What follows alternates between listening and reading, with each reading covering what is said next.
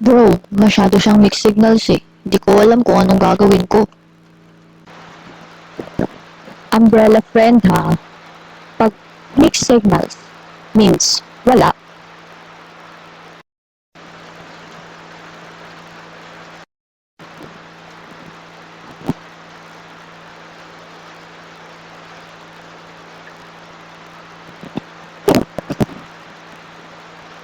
Anong umbrella friend? Tayong kaibigan. You educate yourself ha. Ang bob. While watching that video, did you find yourself wondering what it was trying to say? Or did it feel a bit tricky to understand? Sometimes we come across texts or explanation that leave us puzzled. That's where clarity and conciseness become essential.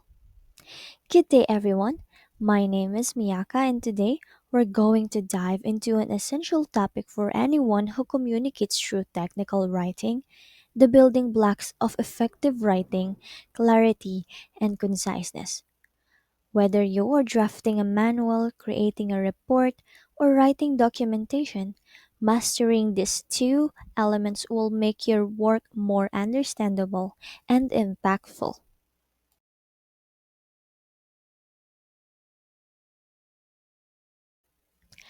Technical writing aims to convey complex information in a straightforward way. The challenge lies not in the information itself, but in how we present it. Two key elements help us achieve this: clarity and conciseness. Without them, even the most valuable information can get lost. So, first, let's talk about clarity. In technical writing, clarity means presenting ideas in a way that the reader can easily understand. One of the best ways to achieve clarity is by using simple, precise language. Avoid jargon unless it's necessary, and always define technical terms up front. Keep it simple, clear, and straight to the point. Now, here are the key elements that help make writing clear. Let's take it one by one. First one, use easy to understand words instead of complicated ones. For example, The precipitation accumulation was substantial.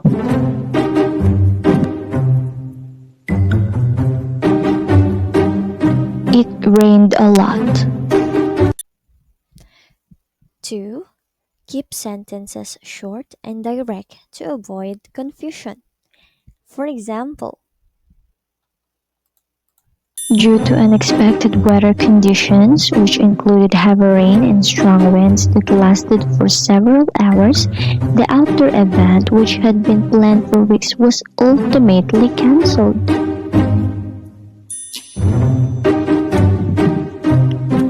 The heavy rain and strong wind canceled the event. 3.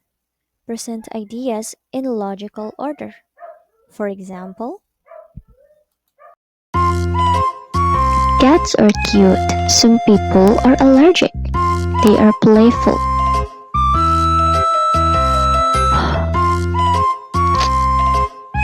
Cats are cute and playful, but some people are allergic to them. and last one, use correct grammar to make your message clear. For example, Babe, ano yung chinat mo sa akin na nakikipag-break ka na? Ano babe? Hindi wrong send lang ako. Ha? Akala ko naman kung ano na yun. Okay, wrong send ka lang pala.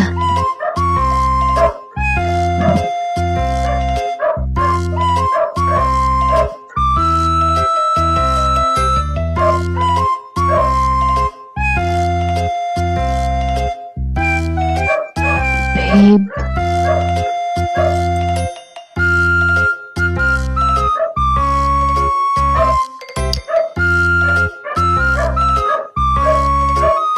wrong send kasi, hindi wrong send. Mali ka naman eh. Ha? Ikaw talaga.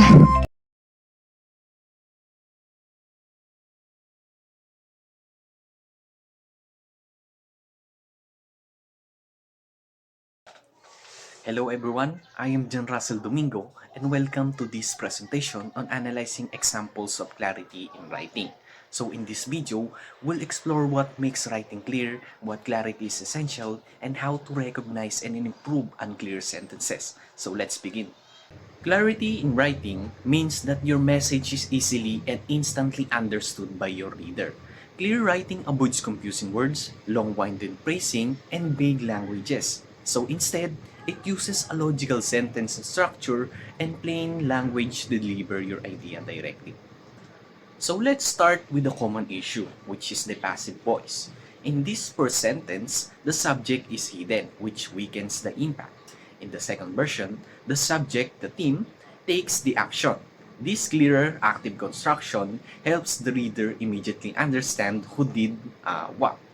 Another issue that affects clarity is wordiness. The first version uses a long phrase in the light of the fact, which can easily be replaced. The clearer version is more concise and direct, making it easier for the reader to follow. Clarity often comes down to a few key habits. Use the active voice, eliminate unnecessary words, and make sure each sentence expresses just one clear idea. So this helps your writing becomes more readable and effective. To summarize, clear writing helps your reader understand your point the first time they read it. Use strong, specific language and review your work with clarity in mind.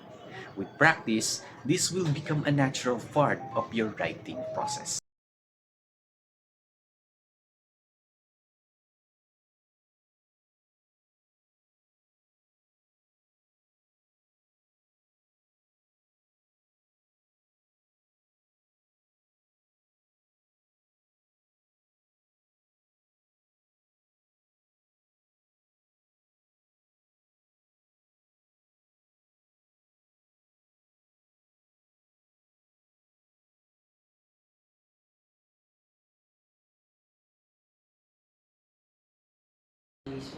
Good day everyone, I am Erica Mariano and today I will be discussing a very important communication skills that help us become more clearer, more effective, and more respectful speakers and writers. So our topic for today is about practical strategies for achieving clarity, conciseness, and its benefit. So now let's begin by defining conciseness. So conciseness means expressing ideas using the fewest possible words without sacrificing meaning or clarity. It's not about being short, but about being clear and exact to the point. So for example, instead of saying, due to the fact that it was raining, we decided to stay indoors. And for a concise version, because it was raining, we stayed indoors. So as you can see, the message is still the same, but it's clearer and it's easier to understand. So what is conciseness? So why do we need to be concise? First is it improves understanding.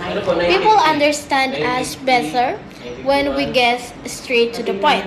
Second one, it saves time, both for us and for the listener or reader. Third, it increases impact. A direct and clear message is often more powerful. And finally, it shows respect. So being concise, it shows we value our audience times and attention. So wordy versus concise examples. So let's take a look at this example. As you can see in the screen, wordy says that at this point in time, we are currently reviewing the document, while the concise version, we are reviewing the document. So you can see that it's very simple and easy to understand. The next one is wordy. She is someone who always tries her best in everything that she does, while the concise version is she is always try her best. So as you can see, the message in those examples, concise sentences are cleaner and easier to follow and through. So now let's let's discuss the strategies for achieving clarity. Now let's explore some practical strategies to help us stay concise and clear. So the first one is think before you speak or write. So dito sinasabi na you must know your idea na bibitawan mo or isusulat mo. Second one, avoid filler words like basically, actually, or you know. Third one, use active voice. So instead of saying the report was written by John, you can say that John wrote the report. Next one, combine ideas smartly. So dito naman sinasabi na don't repeat the same points in different words. And last one is always revise. Read your sentence again and cut unnecessary words. So for the real world benefits, practicing conciseness help us not just in school but also in real life. So sabi dyan, as a student or future professionals, it helps in writing reports, emails, or speeches.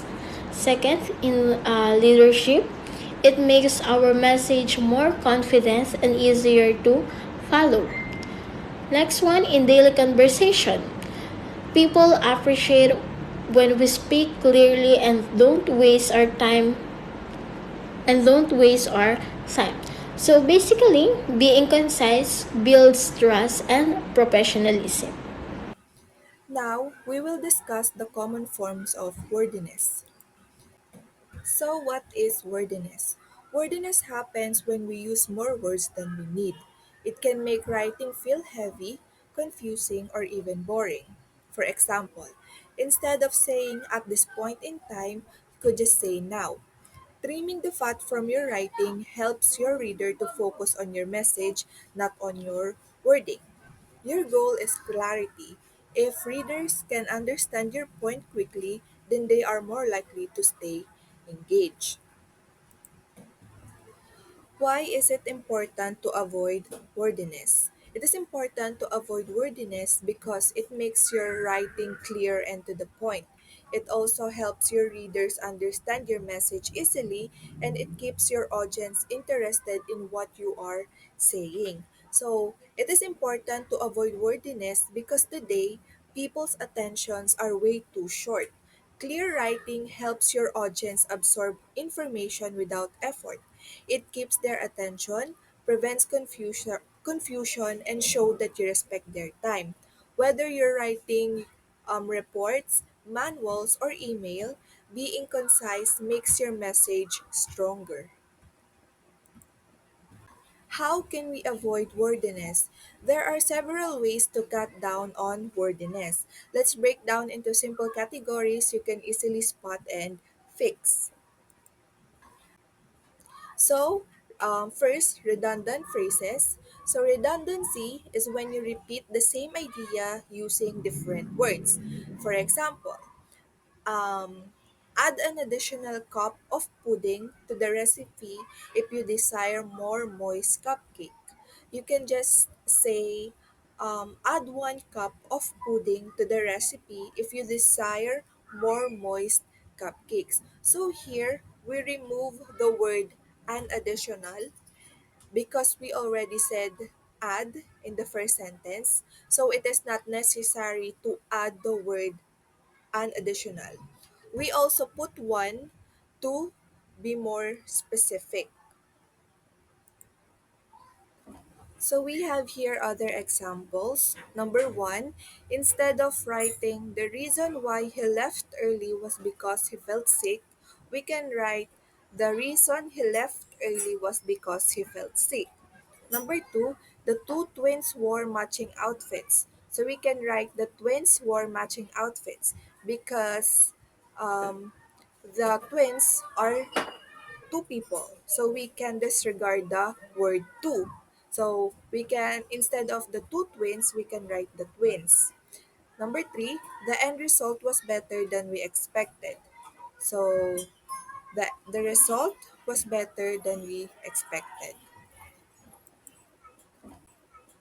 Next is the unnecessary modifiers or qualifiers.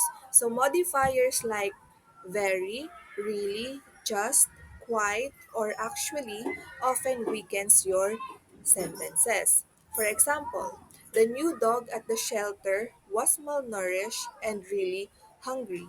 So instead of writing that way, you can say or you can write the new dog at the shelter was malnourished and starving. So here are other examples. So number one, instead of writing or saying she was very tired after the long trip, you can write she was exhausted after the long trip. Number two, she just simply ignored the warning. We can eliminate the word just and write she simply ignored the warning. Number three, the horror film was really scary and I could not sleep afterward. So we can modify the really scary into terrifying. So the horror film was terrifying and I could not sleep afterward. Lastly, the movie was actually quite good. So we can eliminate or we can disregard the actually quiet and the movie was good. We can just simply write it that way. So words like just simple or actually quite tend to add little meaning to your sentences. Though these fillers words may feel expressive when we talk, but in writing, they usually dilute the strength of your message. Next is excessive prepositional phrases. So, prepositional phrases are groups of words that begin with the prepositions like of, in, to, at, etc. When it is overused, they slow down your sentence. For example, instead of saying the leader of the team made the announcement, it is better to say the team leader made the announcement.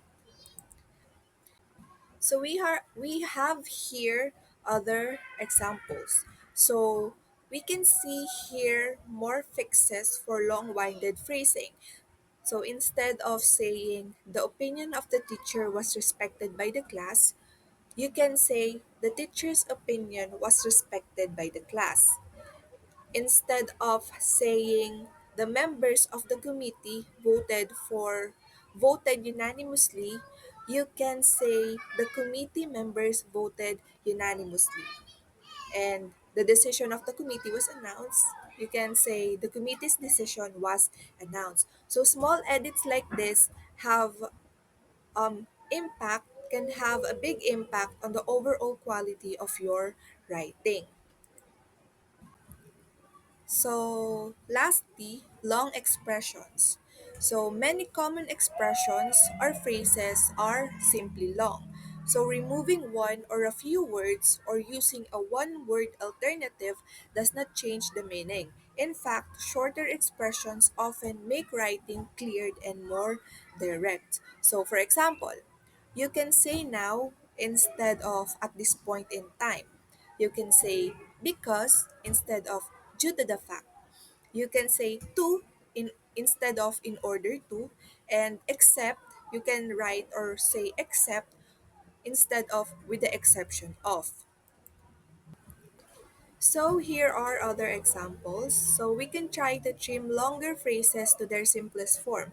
For example, in example number three, so during the course of winter, energy bills collectively rise because people rely on their heaters. So instead of that, we can rewrite it like during winter, energy bills collectively rise because people rely on their heaters. So instead of using during the course or during the course of, we can just simply use during. Another example. So in order to complete the form, you must sign it. So we can write it as to complete the form, you must sign it. So instead of in order to, we use to. So Next is the techniques for writing concisely. So we have here use strong precise verbs. So using strong precise verbs means replacing a weak verb adverb combination with a single powerful verb. So we can just replace the weak verb adverb with a powerful verb. So, for example, instead of saying he cried loudly in pain, we can write he wailed in pain. Number two, she looked carefully at the details. So instead of that, we can write she examined the details. Next, he hit hard with the bat. So instead of using hit hard, we can use smash. So he smashed the ball with the bat. So using strong verbs are one of the best way to make writing come alive. So next techniques for writing concisely is combining sentences. So sometimes writing sounds choppy when we use too many short, separate sentences. So combining related thoughts creates a smoother flow. For example, she was late, the traffic was heavy. So we can combine the two sentences in one and it will become she was late because of heavy traffic. Number two, the dog barked, it wanted food. So we can just write the dog barked for food. Lastly, he is a good teacher. He explains things clearly. So the two sentence we can combine it and it will become he is a good teacher who explained things clearly. So by combining, it become much more easier to read and understand. So lastly, revising and editing. So this is where it all comes together. Once you've written your draft, take time to review. Look for unnecessary words, weak phrasing, and awkward sentences. Editing is not just fixing grammar, it is also refining your ideas so your message is clear, polished, and effective.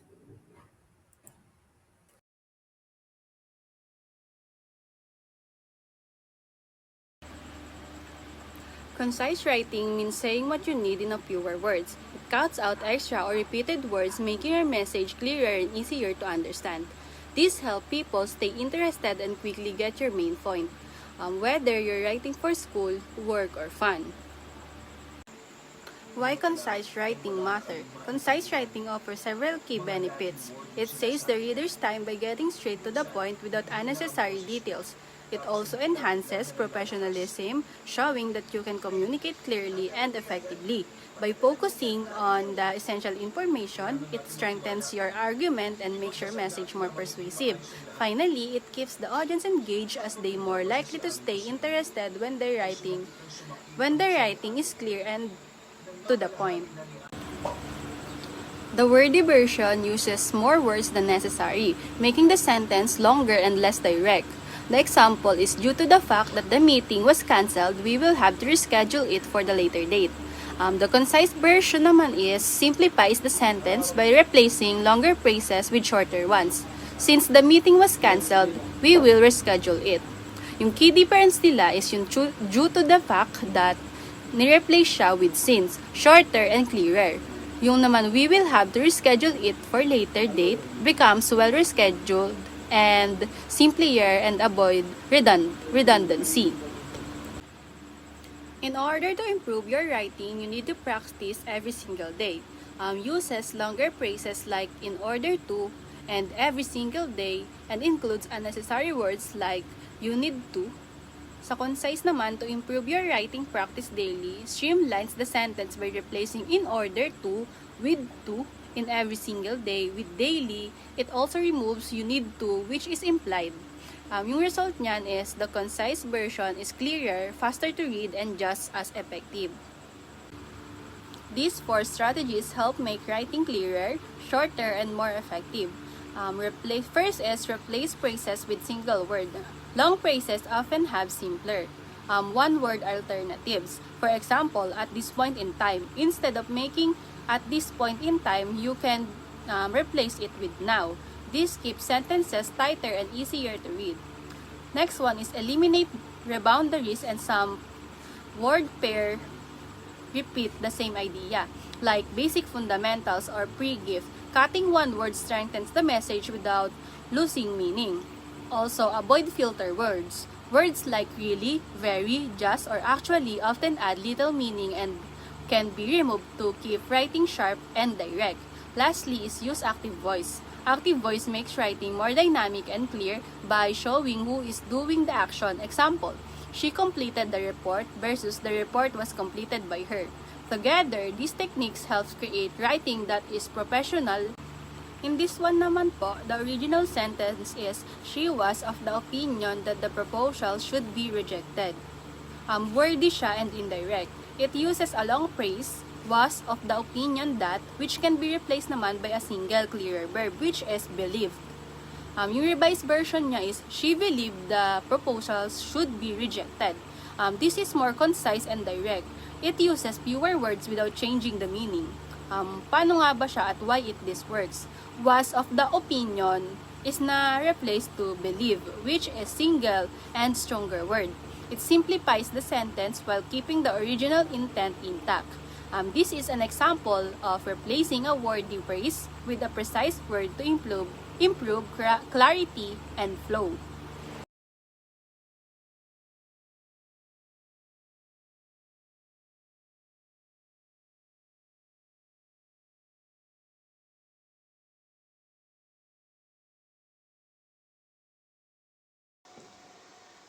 Hi again. Once again, I am Jan Russell Domingo and welcome to this segment of our writing series. So in this video, we'll have a combined discussion on two essential qualities of effective writing, clarity and conciseness, followed by answers to common questions that writers often face. So these two go hand in hand when it comes to delivering ideas clearly and effectively. So let's dive in. So first, let's understand why these two qualities matter. So for clarity, it ensures that your reader understands your message without the confusion. And conciseness helps you express that message in the fewest and most effective words possible. When used together, then they make your writing more powerful and easier to read. Let's look at an example. So the first sentence is wordy and uses passive voice, which make it harder to follow. So the second sentence is clearer, it uses active voice, and eliminates extra words. This is a perfect example of how clarity and conciseness improve readability and tone. So, here's a few practical tips to help you revise for both clarity and conciseness. Number 1, use active voice whenever possible. Number 2, avoid wordy expressions like in order to or due to the fact that.